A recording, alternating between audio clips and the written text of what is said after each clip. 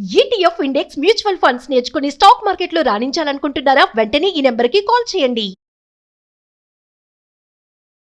అమ్మ నమస్తే అమ్మ. నమస్తే అమ్మా. అమ్మ ఇప్పుడు సోషల్ మీడియాలో అమ్మాయిలు ఎలా ఉన్నారు అంటే నేను అంటే వాళ్ళు ఫొటోస్ ఎక్కువగా దిగడం, వీడియోస్ రీల్స్ చేసుకుంటూ నాకు క్రేజ్ ఇది, నాకు ఇంత పాపులారిటీ ఉంది, నా దగ్గర ఇంత అందం ఉంది అని చూపించుకుంటూ వీడియోస్ తీసుకోవడం ఎక్కువ అయిపోయింది. అంటే సోషల్ మీడియాకి చాలా క్లోజ్ గా అయిపోతున్నారు.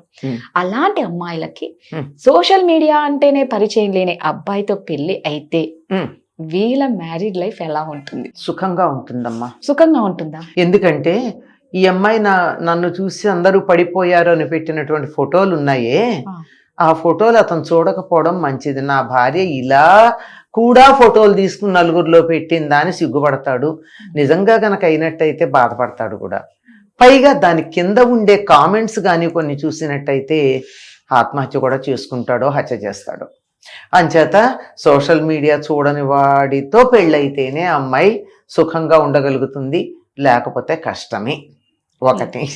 రెండోది, నన్ను చూసి పడిపోతారు అని అందే, ఈ పడిపోయే దగ్గరకు వచ్చేటప్పటికి ఎంత సమస్య ఉంటుందో ఆలోచించండి. స్వర్ణకమలంలో భానుప్రియకి ఇష్టం ఉండదు నృత్యం చేయడం, వాళ్ళ అక్కయ్య మాత్రం సంగీతం పాడుతుంది. దీన్ని చక్కగా తయారు చేసి తీసుకుని పెడితే అవి చూపించి అక్కడ బయట హోర్డింగ్స్ చూసి ఎంత బాగున్నావే, ఎంత ముద్దుగా ఉన్నావో అని అంటుంది వాళ్ళ అక్కయ్య.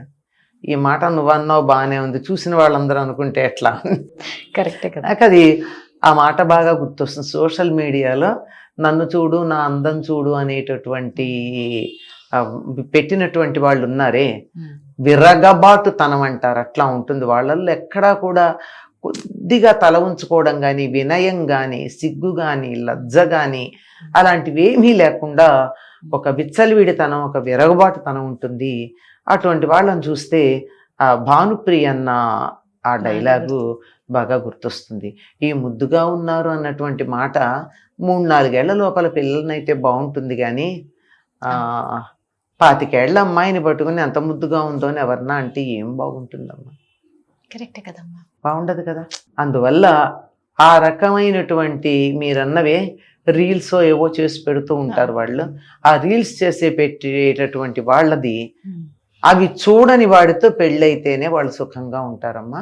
చూసేవాళ్ళు కనుక అయినట్టయితే ఆ కింద కామెంట్స్ కానీ అవి చూసిన తర్వాత చాలా సంసారాలు విచ్ఛేదం అయ్యేటటువంటి అవకాశం ఉంది. తర్వాత పడిపోయారంటే ఏమిటి పడిపోవడం? అలా పడిపోయేవాడు ఎందుకు పనికొస్తాడు? ఒక అమ్మాయిని చూడంగానే పడిపోయాడు అనుకో, అమ్మాయి ఎక్స్పోజ్ చేస్తే తలంచుకెళ్ళడం మన సంస్కారం, అంతే కదా. సిగ్గులేనిది ఎవరైనా ఒకటి ఎక్స్పోజ్ చేసిందే అనుకుందాం, ఉంటారు కదా అన్ని రకాల వాళ్ళు ఉన్నారు. అలా చేస్తే తలంచుకు వెళ్ళిన వాడు సంస్కారవంతుడు, దేవ్యమొహం వేసుకుని చూసినటువంటి వాడు అనాగరకుడు, సంస్కారహీనుడు. ఆ సంస్కారహీనులు పడిపోతారు. సంస్కారవంతుడైతే ఓ బట్ట మొహాన్ని వేస్తాడు, కప్పుకో అమ్మా అని. ఎందుకంటే ఈ మాట నేను ఎందుకంటున్నానంటే, ఒకసారి భానుమతిని అడిగారు. భానుమతి చాలా మంచి నటి కదమ్మా. ఆవిడని అడిగారు, ఏమిటమ్మా రాను రాను సినిమాల్లో, అంటే ఆ రోజుల్లో మాట అమ్మా, సుమారుగా 25 ఏళ్ల నాటి మాట, రాను రాను హీరోయిన్ల డ్రెస్సులు చిన్నవైపోతున్నాయి సినిమాల్లో, ఏం చెప్తారమ్మా? అవుతాయమ్మా, అవుతున్నాయి, ఆడియన్స్ తెర మీదకి బట్టలు గిరాట్టేసేదాకా అవుతాయి అంది ఆవిడ. అంటే అంత ఇదిగా విరక్తి పుట్టి, అసహ్యం పుట్టి, స్త్రీ శరీరం అంటే అది ఒక అందమైనటువంటిదని కాక ఎక్కడ పడితే అక్కడ దొరికేటటువంటి గడ్డి కన్నా చవక అనే అభిప్రాయం కలిగించేటటువంటి వాళ్ళ వల్ల స్త్రీ జాతి మొత్తానికి కూడా గౌరవం తగ్గిపోతుంది. నిజమమ్మా, అవును. అటువంటి వాళ్ళని ప్రోత్సహించటం కాదు, కనీసం ఇలా పెట్టేవాళ్ళు చాలా మంది ఉంటే ఇట్లా పెట్టే వాళ్ళ సంఖ్య అన్నా పెరగాలి. అవునమ్మా. ఎవరు ఇది పెట్టట్లేదు, కామెంట్స్ బ్యాడ్ గా పెడుతూ ఉంటారు, వాళ్ళే చూస్తూ ఉంటారు. మరి వాళ్ళకి అటువంటివి చూస్తేనే ఇటువంటి చెడ్డ భాష మాట్లాడడానికి వీలవుతుంది. చెడ్డ భాష మాట్లాడాలంటే మిమ్మల్ని చూస్తేనా నన్ను చూస్తేనా తొందరపడి చెడ్డ భాష రాదు. మన అనేవి వేరే ఉంటాయి, అంతేగాని ఇట్లాంటివి ఉండవు. మనం సిద్ధాంతపరంగా మనని మీద పడి యుద్ధం చేసే వాళ్ళు ఉంటారు. మీరు చెప్పింది పాత చింతకాయ పచ్చడండి, మీరు చెప్పింది ఈనాటికి పనికి వస్తుందా, మీరు మరి వెనక్కి పోతున్నారు, ఇలాంటి మాటలు అంటారే తప్ప ఈ అమ్మాయిల కింద పెట్టే ఇలాంటి మాటలు అలా అనదలుచుకున్న వాళ్ళు అవే చూస్తారు.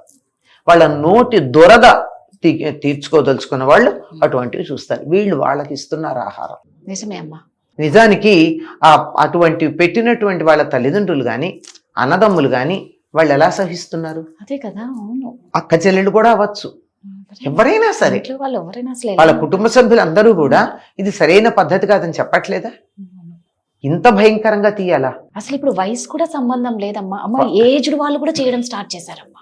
ఎక్స్పోజింగ్ ఎందుకమ్మా 50-55 వాళ్ళు డాన్సులు చేయడం ఏంటమ్మా అది? అవి ఏం డాన్సులు నాకు అర్థం కాదు. అంటే ఏ కోలాటమో వేయడం వేరు. అవును అవును అవును. కోలాటాల్లో అక్కడ పిచ్చి డ్రెస్సులు ఉండవు. కానీ వీళ్ళు చేసేది ఏమిటి అసలు? పెళ్లిళ్లలో గ్రాండ్ మదర్స్ డాన్స్ చేయడం ఏంటమ్మా? వహీదా రెహమాన్ లాంటి వాళ్ళే చెయ్యట్లేదు. ఎంత అందగత్త ఆవిడ, కదిలితే నృత్యం, అలాంటి ఆవిడ కూడా చెయ్యట్లేదు. ఇప్పుడు వీళ్ళకేమైంది కొత్తగా? ఇది ఈ సోషల్ మీడియాలో రీల్స్ చేయడం అన్నది ఉంది, అది చాలా భయంకరంగా. అది టిక్ టాక్ ఏదో ఉండేది అది వరకు. అవునమ్మా, టిక్ టాక్ ఉండేది. ఇంకా ఉందా? అది లేదు కదా, ఇప్పుడు తీసేశారు. అయ్యాక రీల్స్ వచ్చాయి. ఇవి చేయడం వచ్చిన తర్వాత ఏమిటో మరి ఎవరు పడితే వాళ్ళే పడితే ఓపెన్ చేయాలంటే భయం వేస్తుందమ్మా. దానికి తోడు పిల్లలకి ఇవ్వాలి మొబైల్ అన్నా కూడా భయం వేస్తుంది. అన్ని చూడకూడదే. చూడండి ఏమవుతుంది, పూర్వం ఏదో గుట్టుగా ఉంది గనక చూడాలని తాపత్రయపడేవాళ్ళు. ఇప్పుడు అంతా గుట్టు లేదు గనక ఎవరికి అసలు ఆ రకమైనటువంటి ఫీలింగ్స్ కూడా లేవు. అయిపోయినాయి. ఫీలింగ్స్ కూడా లేని స్థితికి వచ్చేస్తారు. నిజంగా మీరు అన్నట్లు కింద కామెంట్స్ చూస్తేనే ఇక వద్దు ఈ జీవితం అన్నట్లు ఉంటాయి. కానీ కూడా వాళ్ళు పట్టించుకోకుండా కంటిన్యూ చేస్తారు చూడమ్మా, అది గ్రేట్. పట్టించుకోకుండా దే ఆర్ హ్యాపీ. అలా కామెంట్ చేసినందుకు హ్యాపీ అవుతారు వాళ్ళు. మీరు అన్నట్టు ఏంటంటే ఇంట్లో వాళ్ళ భయం కూడా ఉండాలి కదా. అందుకే మీరు గత వీడియోలో చెప్పినట్టు ప్రతిదీ కూడా ఇంట్లో నుంచే వస్తుంది. అవునమ్మా, ప్రతిదీ కూడా ఇంట్లో నుంచే వస్తుంది. అంటే పేరెంట్స్ పెంచే విధానమే ఇక్కడ క్లియర్ గా కనిపిస్తుంది. పేరెంట్స్ కి ఉందా విధానం పిల్లలకి చెప్పడానికి, అక్కడే వచ్చింది తేడా. చాలా చక్కగా చెప్పారమ్మా, ధన్యవాదాలు.